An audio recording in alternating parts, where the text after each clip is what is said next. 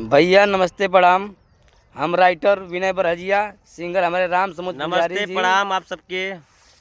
और सुबह सुबह आयल बनी हमन के घूमे नदी, तो एगो गाना छोटा सा लिखाइल ह, तड़कता भड़कता सॉन्ग गर्मा गर्म।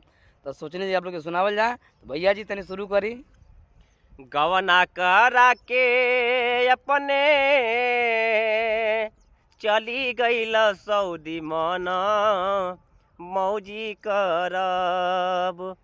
गवना करा के अपने चली गईल सऊदी मन मौजी करब।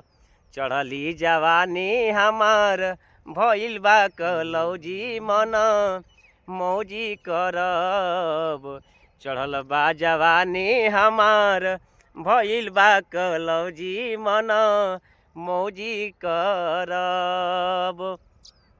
सैया हमार जदी ढेर तरसाइब, बिने बरहजिया संगे हम चली जाइब।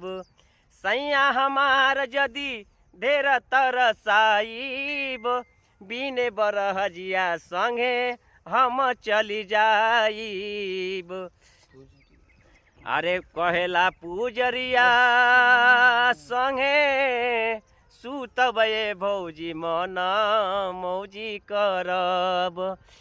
कहेला पूजरिया संगे सुतबे भौजी मन मौजी करब। चढ़ल बा जवानी हमार भइल बा कलौजी मन मौजी करब।